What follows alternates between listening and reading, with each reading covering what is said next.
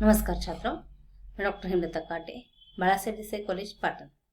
आज हम शिवाजी विश्वविद्यालय के बीए भाग 1 के हिंदी विषय के लिए जो कविता रखी है, एक अजीब सी मुश्किल, कुंवर नारायण की, इसका भावार्थ देख लेंगे।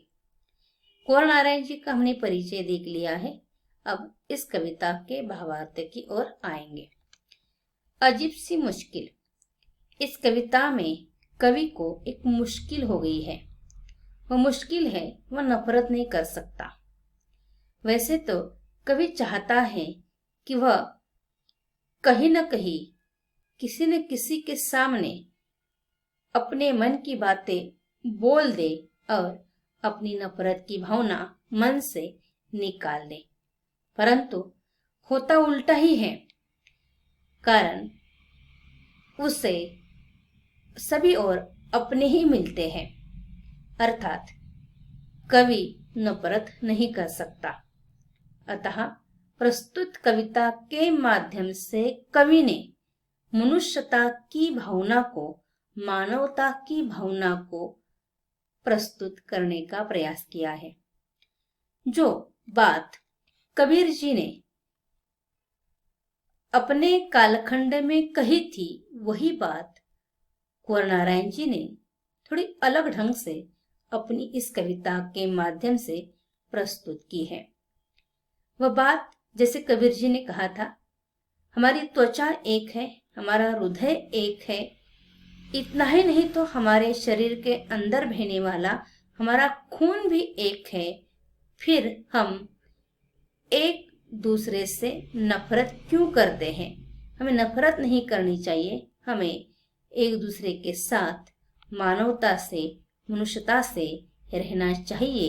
यह सीख कुंवर नारायण जी ने थोड़ी अलग ढंग से इस कविता में आपके सामने प्रस्तुत की है। कभी नफरत क्यों नहीं कर रहा, क्यों नहीं कर सकता, इसका कारण उसने दिया है और इसीलिए उसका यह प्रेम करने का रोग दिन ब दिन बढ़ गया है। किस प्रकार बढ़ गया है, चले देखते हैं इस कविता के भावार्थ के अंतर्गत। इस कविता की पहली पंक्तियां हैं। कवि लिखते हैं, एक अजीब सी मुश्किल में हूं इन दिनों। एक अजीब सी मुश्किल में हूं इन दिनों, मेरी भरपूर नफरत कर न सकने की आदत।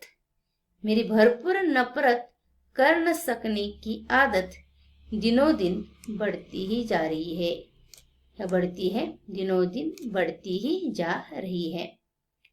यानी कवि की नफरत न करने की आदत दिन ब दिन बढ़ती जा रही है, इसलिए उनके सामने आज एक मुश्किल हो गई है। कवि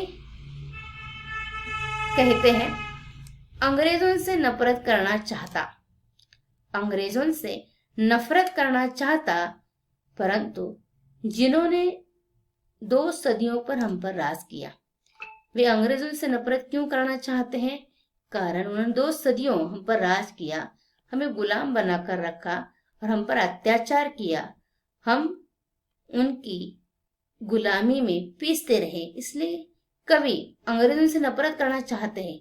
परंतु जब उनके सामने शेक्सपियर आते हैं, शेक्सपियर आड़े आ जाते हैं, जिनके मुझ पर अब तक न जाने कितने एहसान हैं।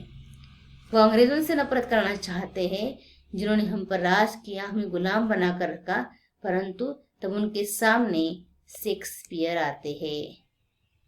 उन्होंने न जाने कितने मौलिक विचार समाज को दिए हैं। वह विचार सुनने के बाद वह अंग्रेजों से भी नफरत नहीं कर सकते। शेक्सपियर के कुछ विचार देख लीजिए, यहाँ मैंने दिए हैं। वह कहते हैं, 1 मिनट की देरी से अच्छा है 3 घंटे जल्दी आ जाए।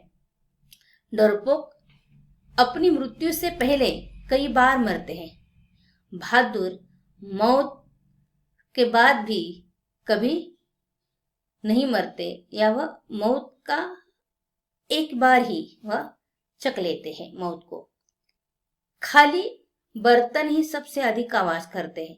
और सबसे महत्वपूर्ण बात इस कविता में जो चित्रित की है, सभी से प्यार करो, सभी से प्यार करो। सर अपने ही हैं, मनुष्य सब एक ही है, सभी से प्यार करो। कुछ पर ही विश्वास करो, किसी के साथ गलत मत करो।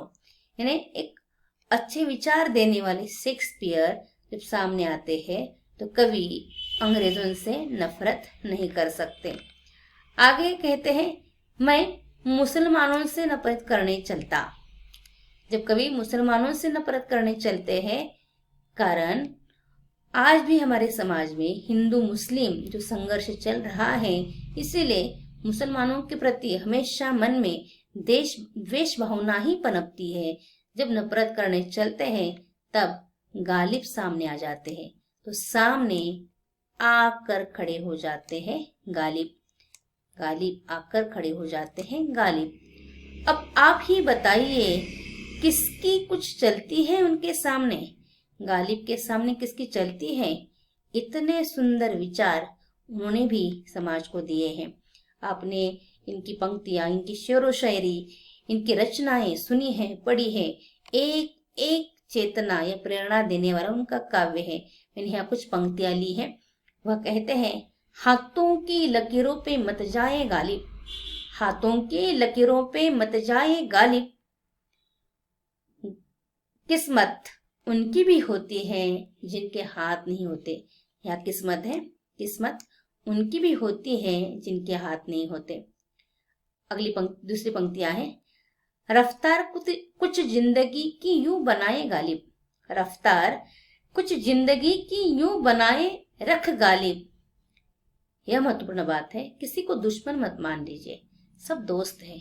दोस्तों की तरह अच्छा बर्ताव करना चाहिए और दुश्मनों के प्रति भी मन में कभी भी बुरा ख्याल नहीं रखना चाहिए कि दुश्मन भले आगे निकल जाए पर दोस्त कभी कोई पीछे न छूटे। इतने सुंदर, इतने प्रेरणादायी मानवता के विचार गालिब में भी दिखाई देते हैं। फिर हम मुसलमानों से भी कैसे नफरत कर सकते हैं? आगे कवि लिखते हैं, सिखों से नफरत करना चलता, सिखों से नफरत करना चाहता तो क्या होता है? तो गुरु नानक आंखों में छाए जाते हैं, गुरु नानक आंखों में छा जाते हैं और सर अपने आप झुक जाता है। तब गुरु नानक जी के सामने कबीर का सर अपने आप झुक जाता है, क्योंकि गुरु नानक जी ने भी यही संदेश दिया है। लगभग सभी धर्म के संत महात्माओं ने मनुष्यता का, मानवता का संदेश दिया है। गुरु नानक जी के विचार है, सभी मनुष्य एक ही है, न कोई हिंदू है न कोई मुसलमान है, सभी समान है। अहंकार से मानवता का अंत होता है, अतः अहंकार कभी नहीं करना चाहिए, बल्कि हृदय में सेवा भाव रखकर जीवन बिताना चाहिए। हर इंसान को अपने मन में मानवता का, सेवा भाव का धर्म रखकर ही जीवन जीना चाहिए, क्योंकि हम सब एक हैं। कोई हिंदू नहीं, कोई मुसलमान नहीं, किसी में भी कोई अंतर नहीं है। जो कबीर ने बात कही थी कि हम सब एक हैं, हम इंसान बनकर हैं, यही सीख गुरु नानक जी ने दी है। तब सिखों से भी वह नफरत नहीं कर सकते। कभी आगे लिखते हैं, और ये कंबन त्यागराज मुत्तुस्वामी, कंबन जिन्होंने तमिल में रामायण लिखा है, त्यागराज तमिल के भक्त कवि हैं, मुत्तुस्वामी भी तेलुगु के भक्त कवि हैं। ऐसे भक्त कवि यह भी है, और ये कंबन त्यागराज मुत्तुस्वामी लाख समझाता अपने को कि वे मेरे नहीं हैं, दूर कहीं दक्षिण के हैं, पर मन है कि मानता ही नहीं बिना इन्हें अपनाए। कहीं दूर दक्षिण के हैं, लेकिन इन्होंने भी जो कुछ भी कहा है वह भी मानवता की दृष्टि से ही कहा है, इसीलिए वह उन्हें भी छोड़ नहीं सकते। और उन्होंने अपने जीवन का यह उदाहरण दिया है, और वह प्रेमिका जीवंत उदाहरण दिया है जिससे मुझे पहला धोखा हुआ था। मिल जाए तो उसका खून कर दूं, मिलती भी है मगर जिस प्रेमिका ने उन्हें पहले धोखा दिया था, अगर वह मिल जाए उसका खून कर दूं, ऐसे विचार उनके मन में आते हैं। लेकिन जब वो मिलती है तब कैसा लगता है, कभी बहन की तरह तो प्यार का घूंट पीकर रह जाता है। जब वो मिलती है तो बहन की भांति उसके प्रति मन में भी विचार आते हैं। हमारी भी बहन है, अगर हमारी बहन के प्रति अगर कोई ऐसा दूसरा व्यक्ति सोचेगा, अगर ऐसा कोई दूसरा व्यक्ति उसे त्रस्त करेगा, तो हमारी बहन की स्थिति क्या हो सकती है, यह सोचकर मैं प्यार का घूंट पीकर रह जाता हूँ। यानी वह उन्हें अपने बहन की तरह लगती है, इसलिए वह उसे भी वेदना दुख नहीं दे सकते। इसी कारण कवि कहते हैं, हर समय क्या हो गया, वह किसी से नफरत नहीं कर सकते, न मुसलमानों से, न अंग्रेजों से, न सिखों से, न दूर बैठे दक्षिण में जो संत महात्मा है उनसे, न अपनी प्रेमिका से, किसी से नफरत नहीं कर सकते। कारण वह हर समय पागलों की तरह भटकते रहे, हर समय पागलों की तरह भटकता रहता कि कहीं कोई ऐसा मिल जाए जिससे भरपूर नफरत करके अपना जी हल्का कर लूं। वह सोचते हैं कि ऐसा कोई मिल जाए, उससे वो नफरत कर ले और अपने मन की बातें अपना जी हल्का कर लूं। लेकिन क्या होता है, उल्टा ही होता है। पर होता ठीक इसका उल्टा, कोई न कोई, कहीं न कहीं, कभी न कभी ऐसा मिल जाता है। यानी सब अपने ही हैं। गुरु नानक अपने हैं, शेक्सपियर अपने हैं, गालिब अपने हैं, दक्षिण में बैठे हुए चाहे वह संत हो वे भी अपने हैं, सब अपने हैं। वह प्रेमिका चाहे उसने मुझे धोखा दिया हो फिर भी वह अपनी है। कहीं न कहीं, कभी न कभी कोई ना कोई अपना ही मिल जाता है। इसीलिए कवि कहते हैं, जिससे प्यार किए बिना रह ही नहीं पाता। अपनों से कैसे नफरत करनी है, अपनों से नफरत नहीं कर सकते, अपनों से हम प्यार ही करते हैं। इसीलिए कवि इनसे नफरत नहीं कर सकता। इसीलिए क्या हो गया है, दिनों दिन मेरा यह प्रेम रोग बढ़ता ही जा रहा है और अब इस वहम ने पक्की जड़ पकड़ ली है कि वह किसी दिन मुझे स्वर्ग दिखाकर ही रहेगा। अगर कवि हर किसी से ऐसे प्रेम से बर्ताव करेगा, नफरत नहीं करेगा, अपनेपन से बर्ताव करेगा, तो निश्चित रूप से उसके जमा हो जाएगा। और हम कहते हैं ना, अगर आप पाप तो आपको नरक में जगह मिलती है, अगर पुण्य कमाते हैं तो आपको स्वर्ग में जगह मिलती है। इसीलिए ये कवि अगर सबसे प्यार करेगा, किसी से नफरत नहीं करेगा, मानवता से रहेगा, मनुष्यता से रहेगा, तो निश्चित रूप से ये सारे लोग उसे स्वर्ग ही लेकर जाएंगे। इस प्रकार प्रस्तुत कविता में कुंवर नारायण जी ने कबीर जी की बात थोड़ी अलग ढंग से आपके सामने प्रस्तुत की है। और यह बात है मनुष्यता की, मानवता की। न हिंदू है, न मुस्लिम है, न सिख है, न क्रिश्चियन है, हर कोई यहाँ इंसान है, हर कोई यहाँ मानव है।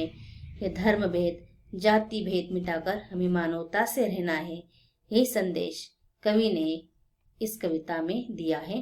कारण कवि को ही अजीब सी मुश्किल हो गई है, कारण सारे अपने हैं, वह किसी से नफरत नहीं कर सकता।